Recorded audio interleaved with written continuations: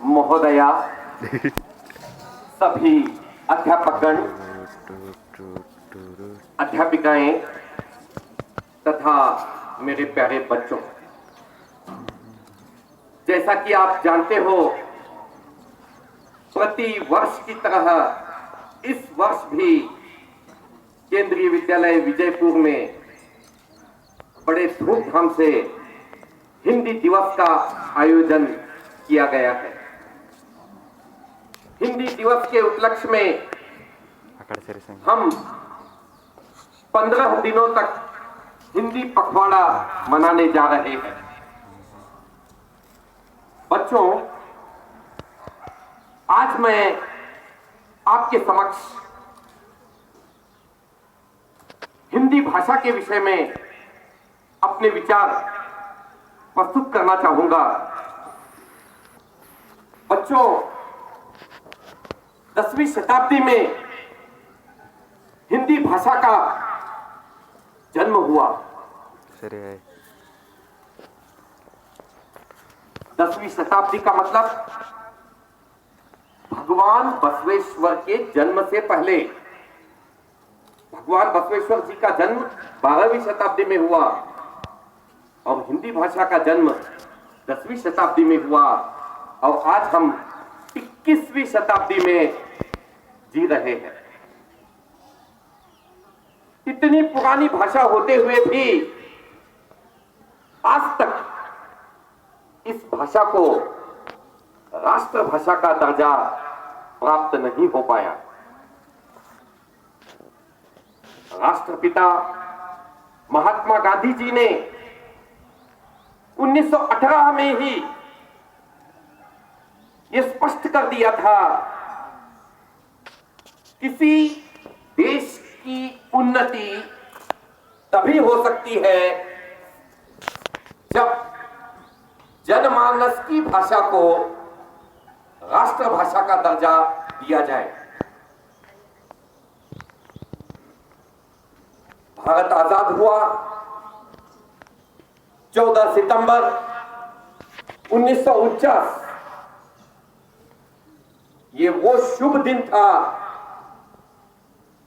जब संसद में हिंदी भाषा को राष्ट्रभाषा का दर्जा दिया गया।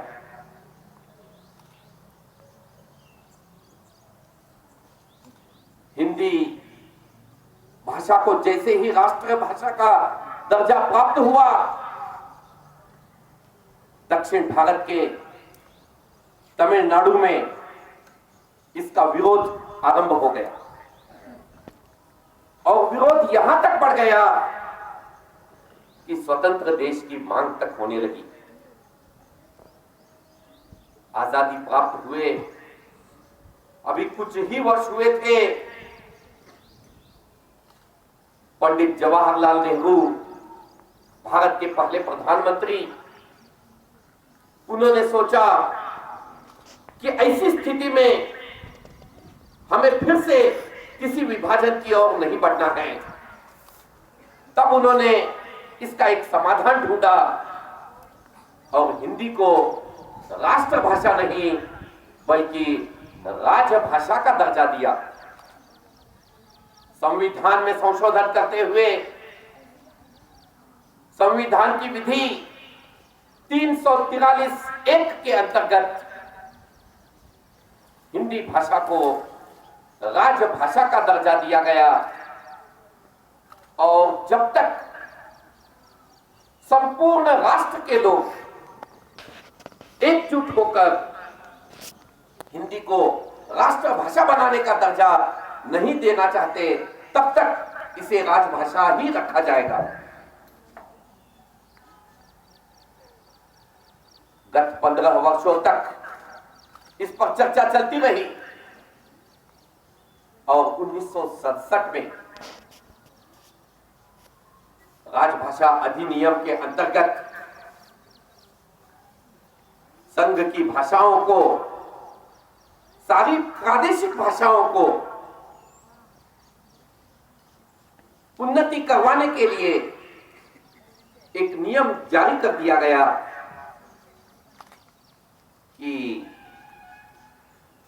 राष्ट्र की भाषा हिंदी के साथ साथ अंग्रेजी को भी उतना ही महत्व दिया जाएगा और सारा सरकारी कार्य, जो भी प्रांत सरकारी कार्य अंग्रेजी में करना चाहता है, उन्हें ये करने की छूट दे दी गई। बच्चों, आज पूरे विश्व में सबसे अधिक कोई भाषा बोली जाती है तो तीसरे क्रमांक पर हिंदी भाषा का नाम आता है। पूरे विश्व की बात कर रहा हूं मैं। पूरे विश्व में तीसरे क्रमांक पर है हिंदी भाषा।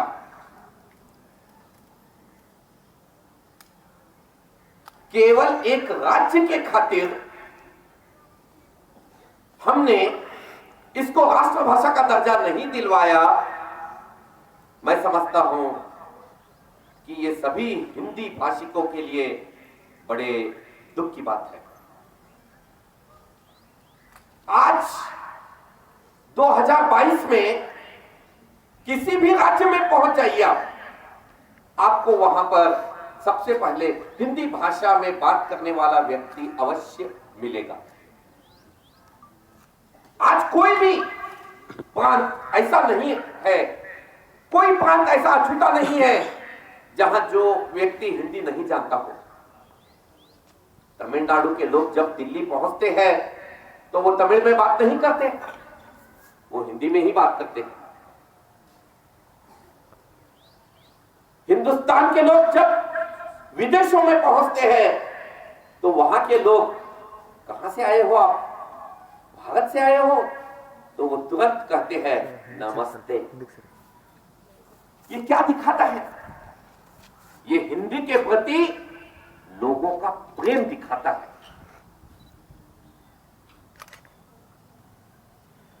सरकारी कानून, सरकारी नियम किताबों में बंद हो सकते हैं,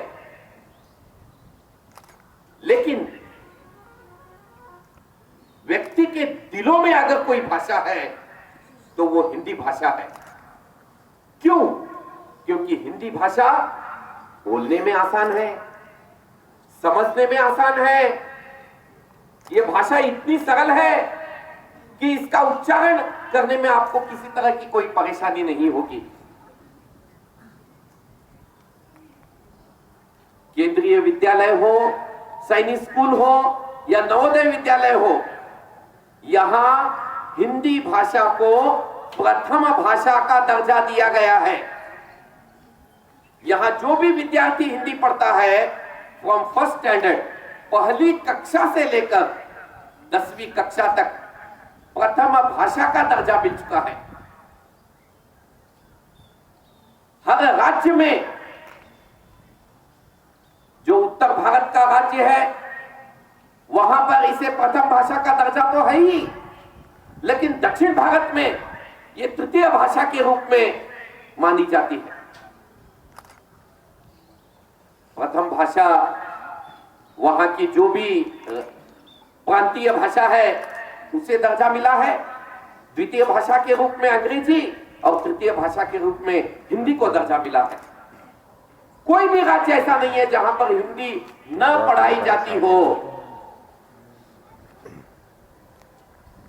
अगर आप संख्या के विषय में आएंगे तो आज 72% लोग,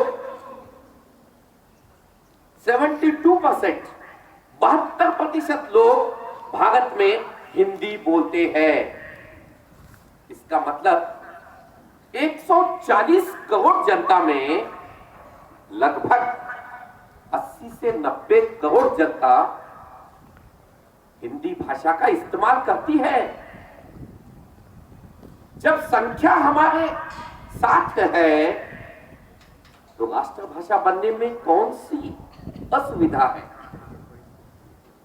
अब आप कहोगे कि सर 1967 के बाद में कोई काम ही नहीं हुआ क्या हिंदी के बारे में? तो मैं आपको यह बताना चाहूंगा, हमारे भूतपूर्व राष्ट्रपति, उन्होंने 2021 में कहा था श्रीमान रामनाथ कोविंद जी, हमारे भूतपूर्व राष्ट्रपति, इन्होंने हिंदी भाषा को फिर से राष्ट्रभाषा बनाने का विचार प्रस्ताव संसद में पेश किया। बच्चों, अब वो दिन दूर नहीं जब हम इस भाषा को राष्ट्रभाषा के रूप में देखेंगे। बच्चों, तुम जरा विचार करो, देश विश्व के ऐसे अनेक राष्ट्र हैं जहां अंग्रेजी को मान्यता नहीं है। उन्होंने अपने देश की भाषा को मान्यता दी है। इनमें चीन है, जापान है, जर्मनी है, फ्रांस है। यहां अंग्रेजी भाषा नहीं बोली जाती। यहां उनका सब काम उनकी भाषा में ही होता है। आप कोई भी मेड इन चाइना का प्रोडक्ट खरीदिए, उसमें चाइनीज लैंग्वेज में लिखा हुआ आपको दिखाई देगा। चीनी भाषा में जो भी उसका पासवर्ड लिखना है, उस प्रोडक्ट के बारे में लिखना है, वो चीनी भाषा में लिखते हैं। क्यों? क्योंकि उन्होंने अपनी भाषा को अधिक महत्व दिया है। लेकिन अंग्रेजी शासन जो भारत में 200 वर्षों तक रहा, उस शासन ने हमें अंग्रेजी बोलने पर मजबूर किया। बच्चों, जब घर में किसी बच्चे का जन्म होता है तो मां क्या उसके साथ अंग्रेजी में बात करती है क्या? नहीं, मां उसके साथ उसी भाषा में बात करती है जो घर में बोली जाती है, चाहे वो कन्नड़ हो, चाहे वो मराठी हो या तेलुगु हो या तमिल हो, उसी भाषा में बात की जाती है। लेकिन बाद में हमें अंग्रेजी सीखना पड़ता है। यदि हमारा संपूर्ण विद्याभ्यास, पढ़ाई हमारी ही मातृभाषा में होगी तो हम और अच्छी तरह से पढ़ पाएंगे। अभी कुछ दिनों में राष्ट्रीय शिक्षा नीति आ रही है बच्चों, नेशनल एजुकेशन पॉलिसी आ रहा है, और इसमें सबसे अधिक किसी भाषा पर बल दिया गया है तो वो है मातृभाषा। अब ये मातृभाषा में उत्तर भारत में सबकी मातृभाषा हिंदी, दक्षिण भारत में आप अपनी अपनी मातृभाषा में पढ़ाई कीजिए। पहली कक्षा, दूसरी कक्षा, तीसरी कक्षा केवल मातृभाषा में पढ़ाई होगी। फिर इसके बाद बच्चों को एनवायरमेंटल एजुकेशन, साइंस और मैथ्स का पाठ पढ़ाया जाएगा। ये क्यों? ये परिवर्तन क्यों होने जा रहा है? ये परिवर्तन इसलिए हो रहा है ताकि बच्चों को अच्छा ज्ञान प्राप्त हो सके। बच्चों, आने वाला वर्ष 2023 14 सितंबर आएगा और हो सकता है कि ये खुशखबरी हम आपको सुनाएं कि भारत की राष्ट्रभाषा हिंदी कर दी गई है। हिंदी दिवस के अंतर्गत हमारे इस विद्यालय में कई कार्यक्रमों का आयोजन किया गया है। मैं आप सभी विद्यार्थियों से विनती करता हूं कि आप बढ़ चढ़कर इस कार्यक्रम में हिस्सा लें। हिंदी को सामने लाना है, हिंदी को उन्नत बनाना है, और ये कार्य आपके द्वारा शुरू होना चाहिए। जब आप इसके लिए प्रयत्न करोगे तो कोई बाधा सामने नहीं आएगी। बच्चों, हिंदी भाषा आपको जोड़ने का काम करती है। किसी भी प्रांत में चले जाइए, जस्ट दो शब्द, केवल दो शब्द मुंह से हिंदी के निकालिए, सामने वाला आपकी भाषा समझ जाएगा और आपको इससे लाभ होगा। बच्चों, ऐसी हिंदी भाषा में कई संतों ने जन्म लिया, जिनमें प्रमुख है तुलसीदास, कबीरदास, बिहारी लाल, सुमित्रानंदन पंत, माखनलाल चतुर्वेदी, हजारी प्रसाद द्विवेदी, मैथिली शरण गुप्त। इन सबके अथक प्रयासों ने हिंदी को आज इतना ऊंचा दर्जा दिलाया है